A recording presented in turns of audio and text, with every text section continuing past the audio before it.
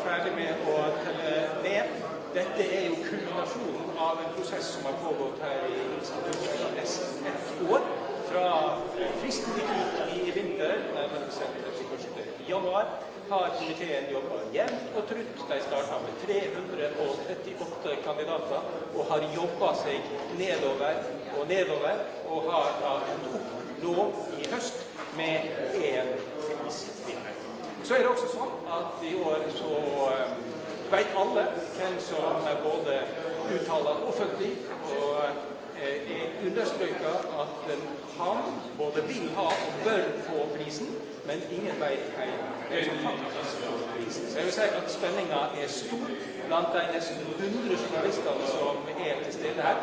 Det hadde vært langt flere hvis det var mulig, men det var altså grenser, for da var det fullt i dette rommet. Interessen høyere enn noen gang.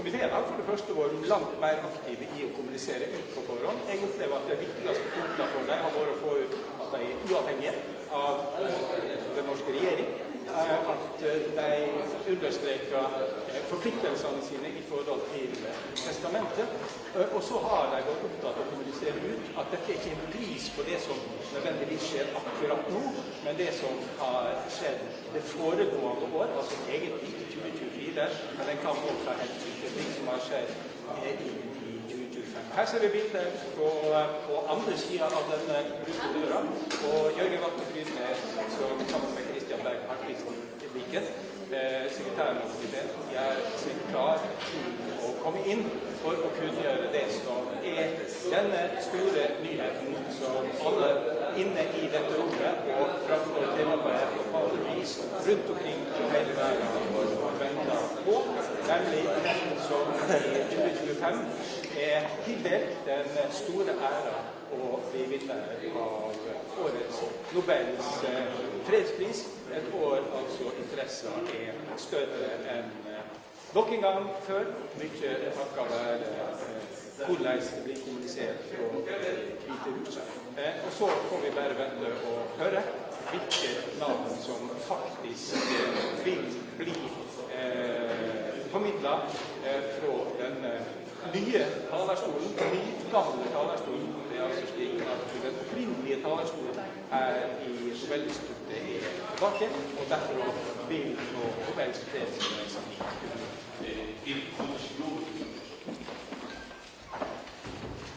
Good morning.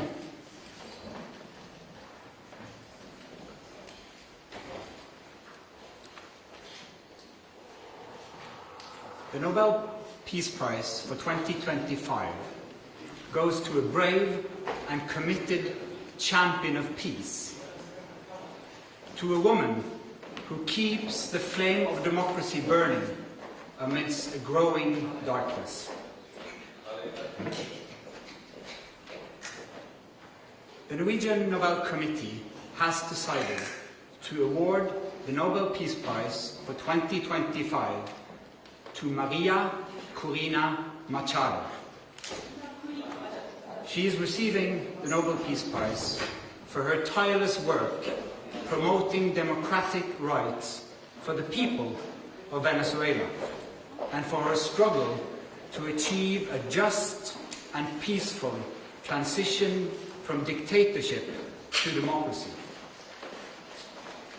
As the leader of the democratic forces in Venezuela, Maria Corina Machado is one of the most extraordinary examples of civilian courage in Latin America in recent times.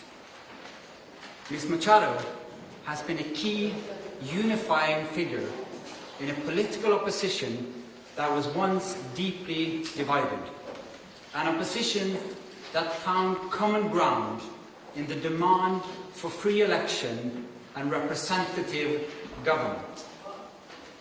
This is precisely what lies at the heart of democracy, our shared willingness to defend the principles of popular rule, even though we disagree. At a time when democracy is under threat, it is more important than ever to defend this common ground. Venezuela has evolved from a relatively democratic and prosperous country to a brutal and authoritarian state that is now suffering a humanitarian and economic crisis. Most Venezuelans live in deep poverty, even as the few at the top enrich themselves. The violent machinery of the state is directed against its own population. Nearly 8 million people have left the country. The opposition has been systematically suppressed by means of election rigging, legal prosecution, and imprisonment. Venezuela's authoritarian regime makes political work extremely dangerous. As the founder of Sumate, an organization devoted to democratic development, Ms. Machado stood up for free and fair elections more than 20 years ago. As she said, it was a choice of ballots over bullets. In political office and in her service to organizations since then, Ms. Machado has spoken out for judicial independence, human rights, and popular representation. She has spent years working for the freedom of the Venezuelan people. Ahead of the election of 2024, Ms. Machado was the opposition's presidential candidate, but the regime blocked her candidacy. She then backed the representative of a different party, Edmundo González Urrutia, in the election. Hundreds of thousands of volunteers mobilized across political divides. They were trained as election observers to ensure a transparent and fair election. Despite the risk of harassment, arrest and torture, citizens across the country held watch over the polling stations. They made sure the final tallies were documented before the regime could destroy ballots and lie about the outcome. The efforts of the collective opposition, both before and during the election, were innovative and brave, peaceful and democratic. The opposition received international support when its leaders publicized the vote counts that had been collected from the country's election districts, showing that the opposition had won by a clear margin. But the regime refused to accept the election result and clung to power. Democracy is a precondition for lasting peace.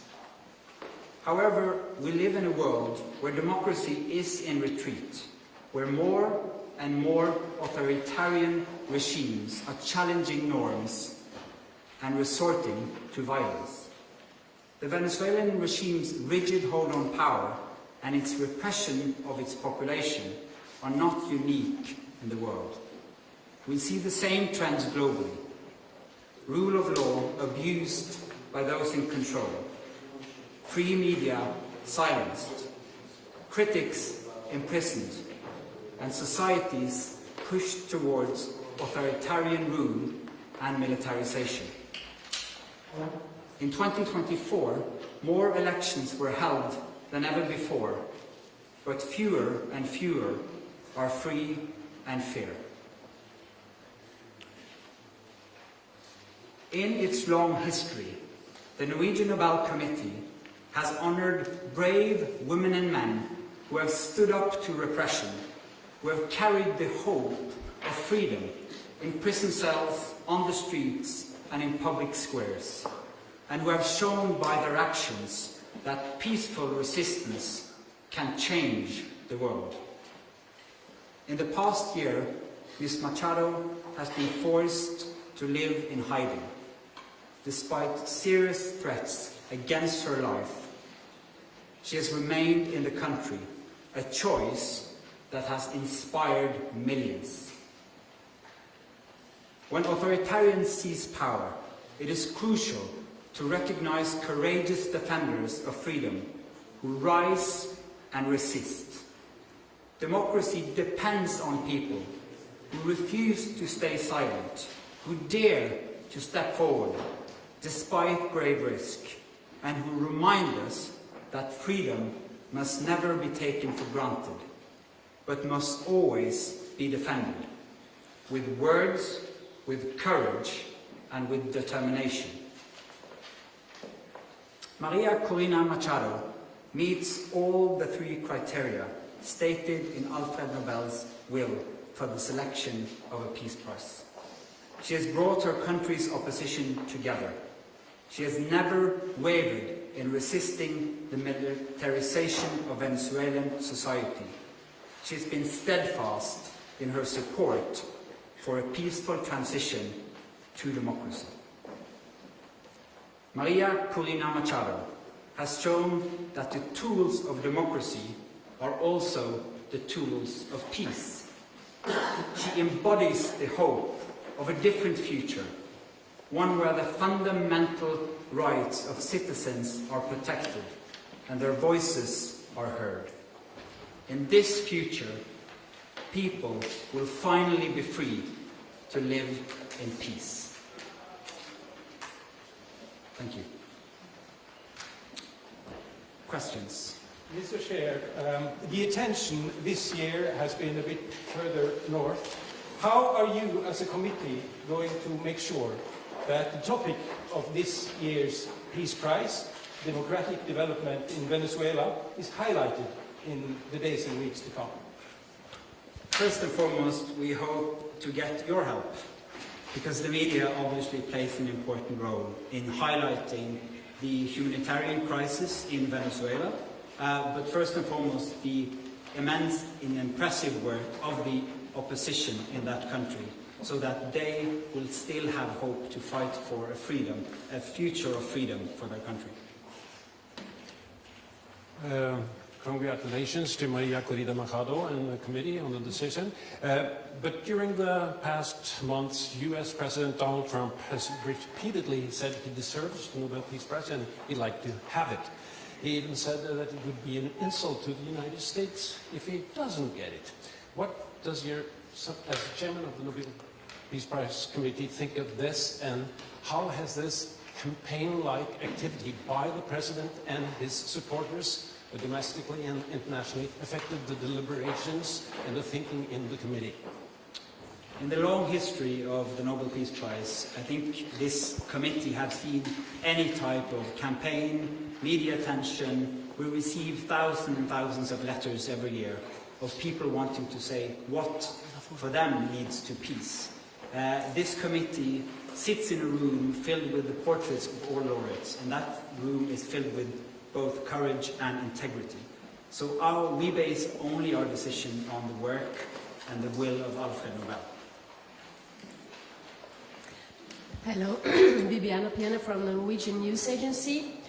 As you state in your explanation, more and more countries are moving in a more autocratic direction. Would you say that the committee, by this prize, is sending a warning to the world? Living in a world where we have less and less democracies and more authoritarian regime means that the world is also getting more unsafe.